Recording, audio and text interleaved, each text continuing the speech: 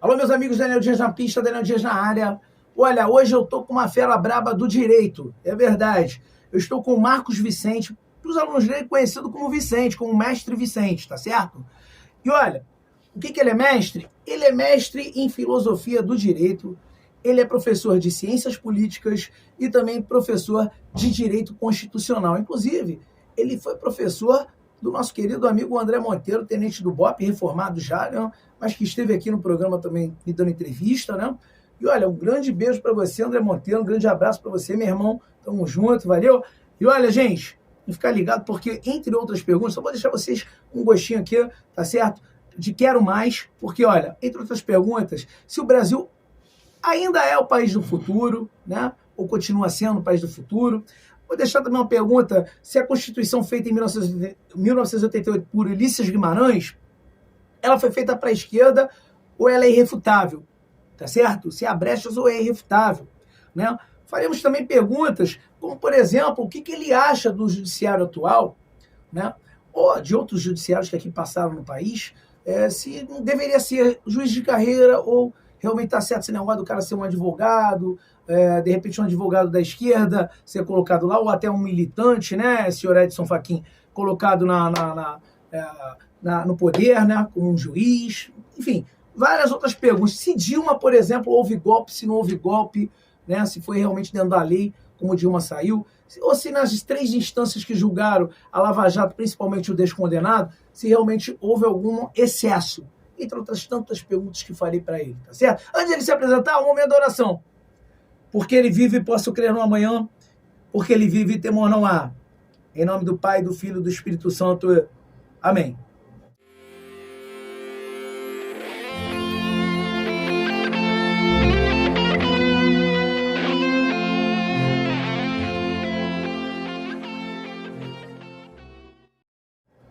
Marcos Vicente, Mestre Vicente, satisfação imensa obrigado em tê-lo em meu canal. E ó, vou te dizer um negócio pra você, meu amigo de infância é negro, tá certo? Que é meu melhor amigo. O Hugo, que se tornou um amigo meu e que trabalha comigo, meu fiel escudeiro, é negro.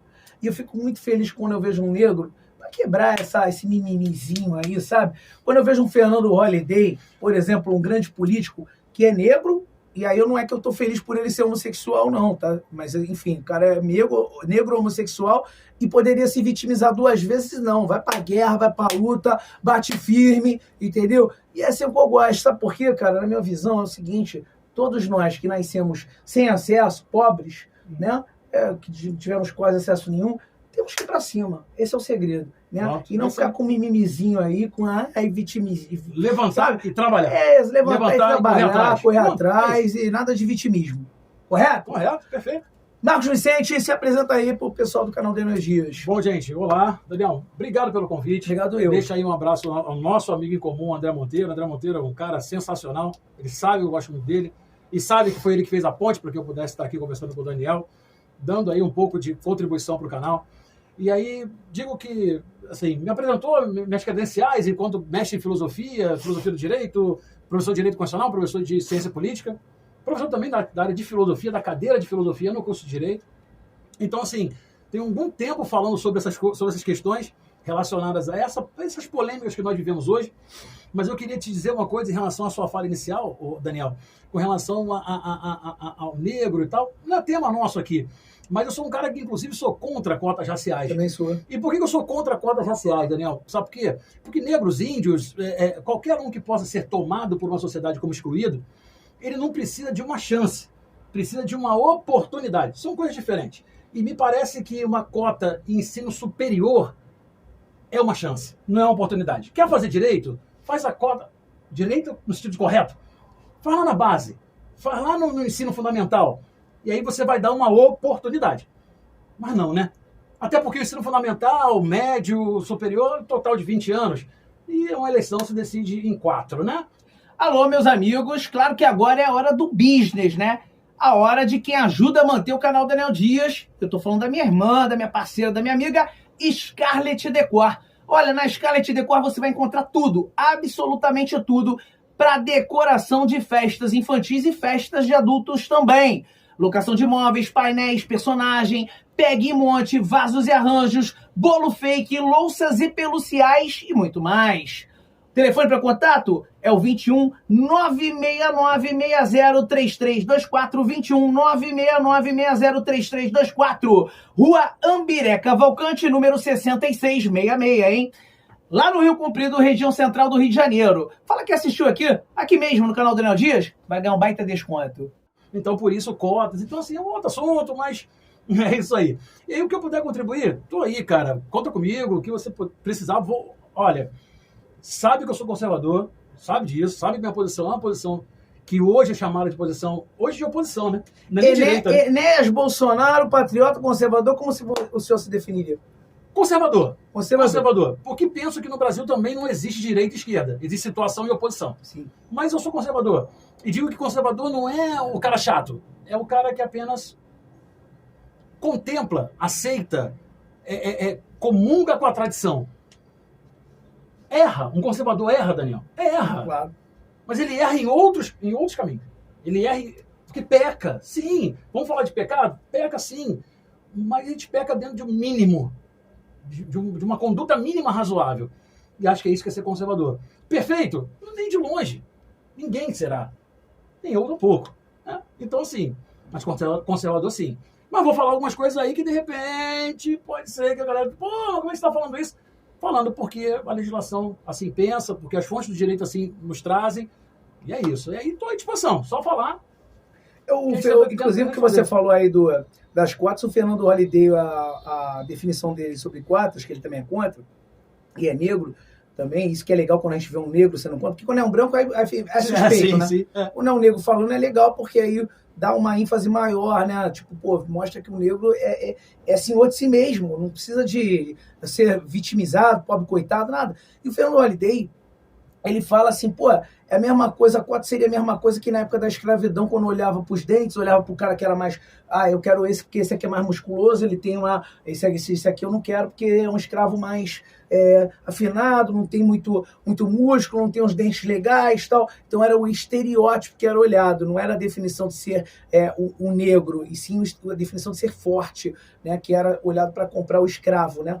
E aí ele falou a mesma coisa, a definição da cota, né? Não é uma definição de ser negro, é a definição da pele, do estereótipo, e não porque o que ele vê que está faltando é a inclusão social, que também acho. A inclusão social que é para pobres, inclusão social é para pobres, para o branco e para o negro. Independente da cor da pele. Independente da cor da pele. Mas vamos lá. A primeira pergunta que eu gostaria de fazer é se o Brasil ainda continua sendo o país do futuro. Vamos tentar fazer um ping-pong rápido para a gente não passar também um bloco muito grande, um bloco menor, tal. Tenta resumir um pouquinho mais, mas tenta ser aquele cara bem específico na resposta aí, o máximo que você puder. Daniel, há quanto tempo tu escuta isso? Brasil é o país do futuro? Desde que eu nasci. Pois é, eu escuto isso desde que eu nasci também. E continuará sendo o país do futuro? Continuará sendo o país do futuro. Simplesmente porque o futuro não vai se tornar presente enquanto lidarmos com duas coisas que são, na minha visão, próprias ao ser humano brasileiro. A primeira, individualidade. E a segunda, egoísmo. Veja, a individualidade, não há nada de criminoso em ser individualista. Veja, farinha pouca, meu pirão primeiro? Tá bom, ok. Mas não há necessidade do egoísmo, onde então você desconsidera a existência do outro. Onde então você quer para você, porque você é um indivíduo, isso faz parte da natureza, nós somos seres humanos. Agora, você fazer alguma coisa que só traz benefício para você e desconsiderar os demais, aí eu penso que não. E aí me parece que é isso que acontece. Daniel, é o que acontece no nosso dia a dia. A gente está falando hoje aqui, assim, a gente tem a aprovação agora, que é uma aprovação correta, tá, Daniel? Eles têm que se manifestar sobre isso. Mas o Supremo Tribunal Federal aprovou aquilo que é para eles os recursos, são os recursos, o orçamento de 2024. Depende de uma lei, que vai ser feita pelo Congresso Nacional e tal, mas eles precisam aprovar. Aprovaram por unanimidade isso. Isso é individualismo? Eles estão pensando neles. Isso é um grande problema? Não. O problema é que tem nisso também, no povo brasileiro, uma associação com o egoísmo. Porque o próprio STF está postergando a decisão de uma revisão de pensão de INSS para toda a vida. Então, assim, para eles, rápidos.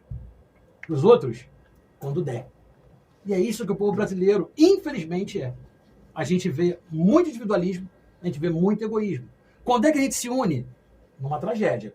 Fora disso, você fecha a porta da sua casa, você não quer nem saber do seu vizinho.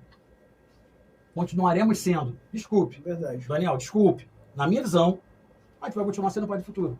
Nunca vai chegar. E o brasileiro é olha, é um negócio quando viu essa pandemia aí veio com um papinho furado, agora vai mudar, agora não sei o quê. O brasileiro nunca foi solidário. Eu fiz um projeto social que eu gastava uma boa parte do meu dinheiro particular com esse projeto e pegava meia dúzia de pessoas mais chegadas a mim que me ajudavam a manter esse projeto, tá certo? E ali eu estudei realmente o que era o projeto social no Brasil. Eu vi que o Brasil, eu não vou me lembrar números exatos porque faz quase 4 anos que eu fiz esse projeto.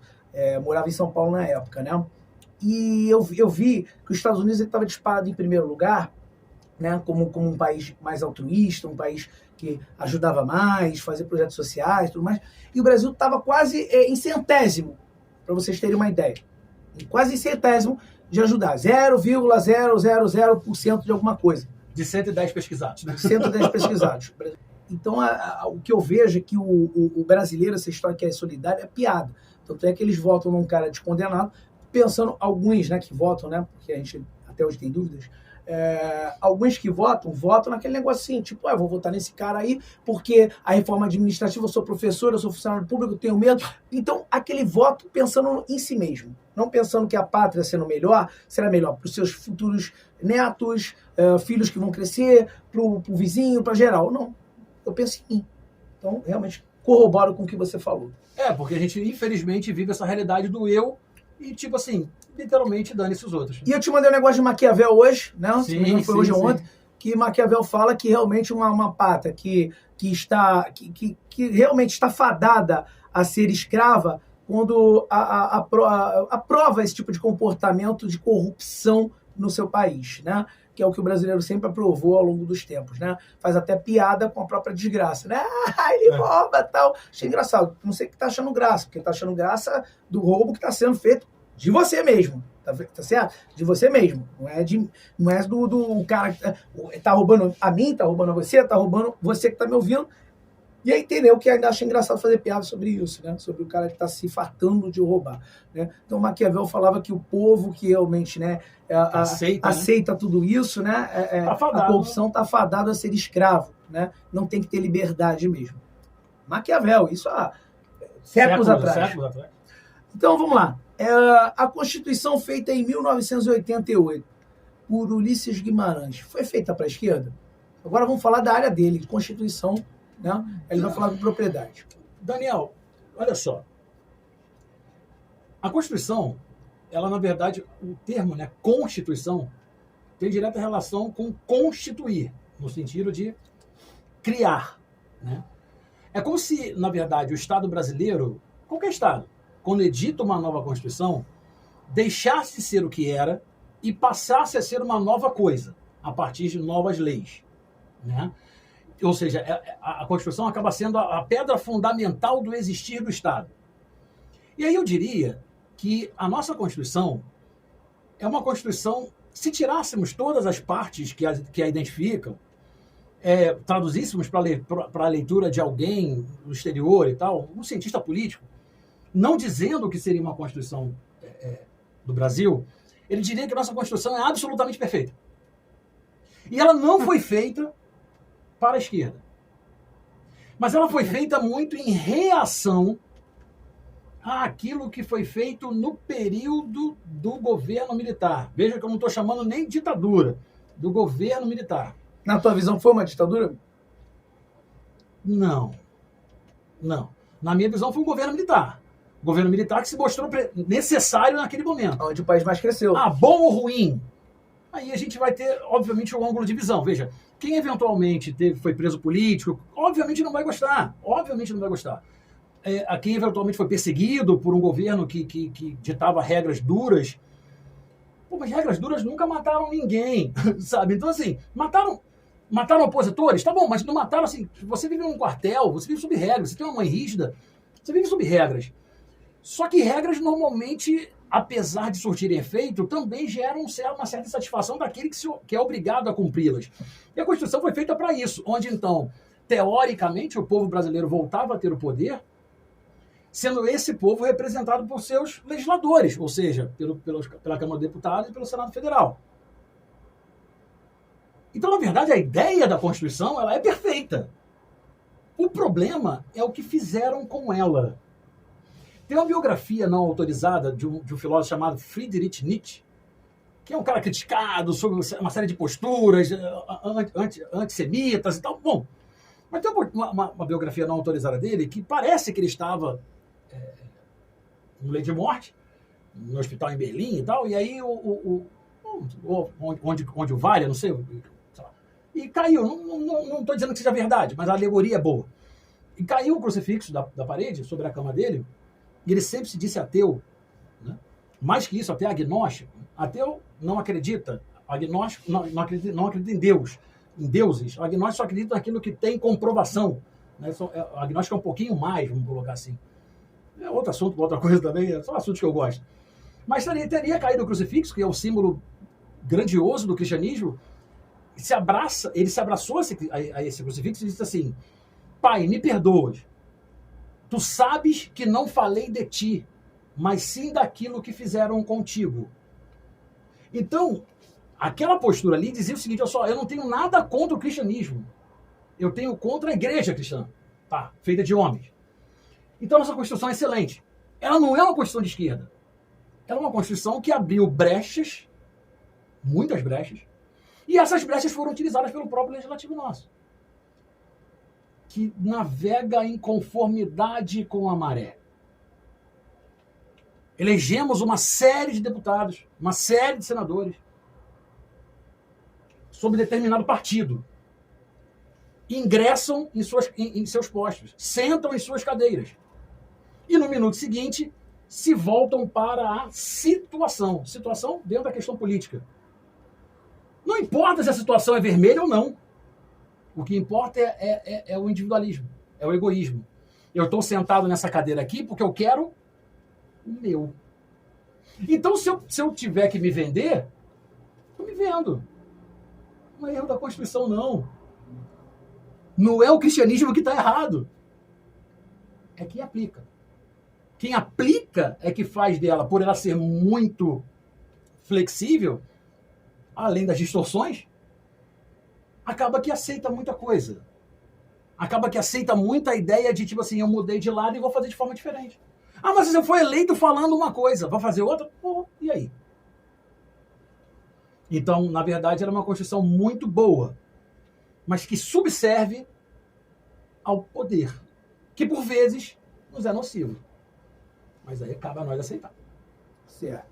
Então, a Constituição feita por Ulisses, para você, para o senhor, ela é uma... Vou chamar de você. Você. Ela é uma Constituição bem feita. Bem feita. Mal são os não é para a esquerda. Certo, não é para a ela esquerda. Serve à esquerda? Serve. Como também pode servir à direita. Então, o senhor acredita que não há brechas na Constituição de 88?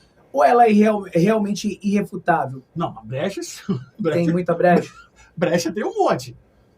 E eu vou dizer, Daniel, que a principal brecha, as duas principais brechas, na minha visão, uma coisa chamada controle de constitucionalidade e a outra coisa, ausência de controle externo do Poder Judiciário. Uma coisa de cada vez. Quando a gente fala de controle de constitucionalidade, a gente está falando o seguinte, ó, a quem compete a criação das leis? Ao Legislativo, que cria as leis, e ao Executivo, que sanciona as leis. Então, passado pelo processo legislativo, que é excelente. Nosso processo legislativo é excelente. Muito coerente, muito correto. Só que aceita muita negociação. Mas coisa de seres humanos. Não tem a ver com aquilo que está na legislação. Tem a ver com a forma que a coisa é feita. O Congresso discutiu, debateu, fez a lei. Vontade de quem? Do povo. Eles são nossos representantes. O presidente vai lá e sanciona. Ok? Ok. Só que existem duas formas de controle.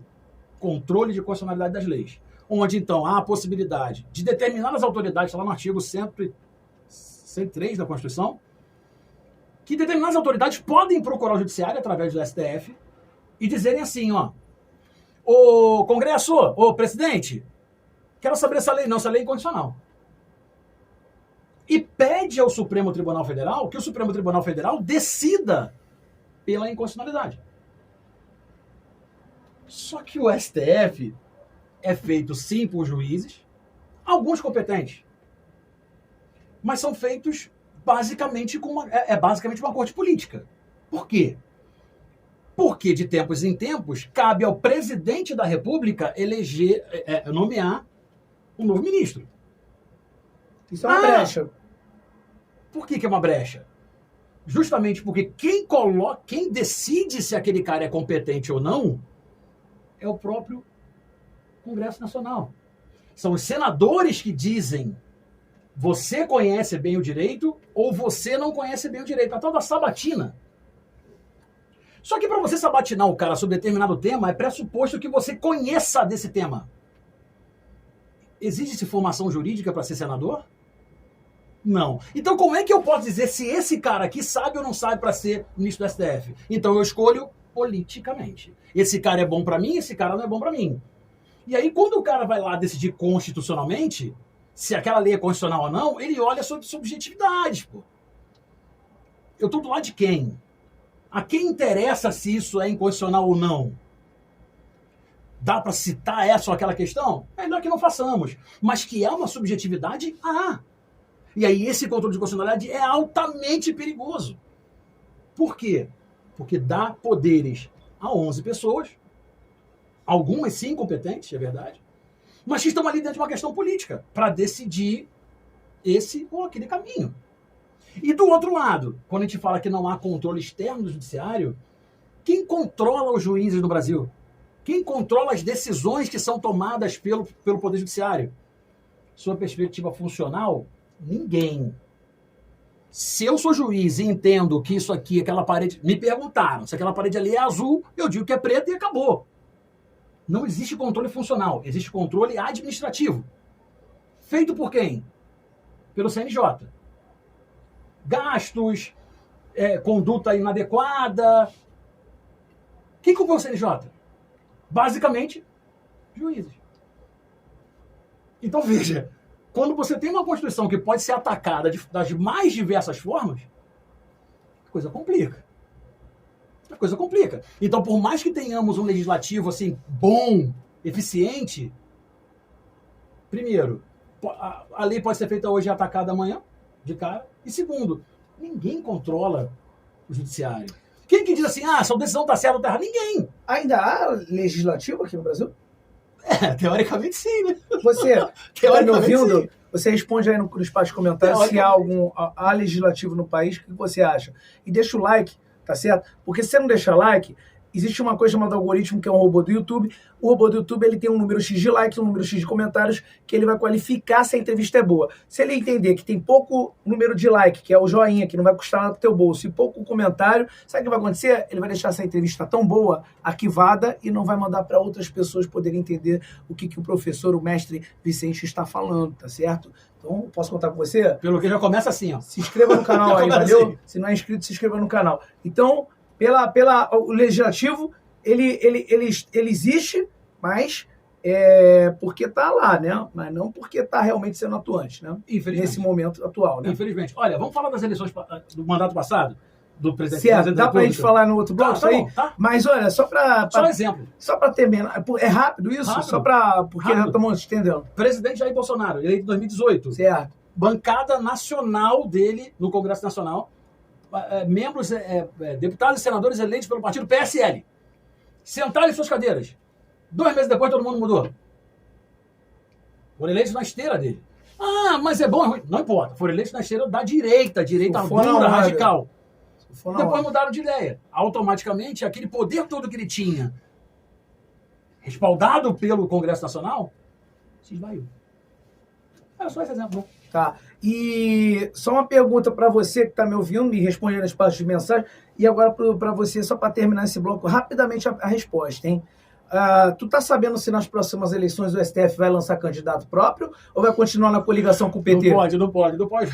Não pode lançar candidato próprio. Não pode? Não pode. Tava achando que podia tudo agora. Tem filiação partidária obrigatória. Desculpa a minha ignorância, tá bom? Desculpa. Eu tava achando que tinha agora, que podia. Meu Deus, que inocente que eu sou, meu Deus. Mas a tendência é que continue a coligação com o PT. Não, porque assim, na verdade, vamos ter a possibilidade de indicação de outros membros para o Supremo Tribunal Federal. E aí É verdade. E o resultado. Só para terminar agora, realmente, esse bloco aí, o Zanin, arbitrário a colocação do Zanin lá ou não? Vamos pular, né? Vamos pular. Vamos pular, né? Deu vontade de dar risada, é isso? Deu vontade de dar risada. Deu vontade de dar risada. Olha só, é tão sério que dá vontade de dar risada. É tão sério o Zanin lá que ele ficou com vontade de dar risada. Meu Deus do céu, que país é esse, meu amigo? Como advogado, não me sinto representado. Ué, deixa teu like aí e tua mensagem aí. Valeu? Tamo junto.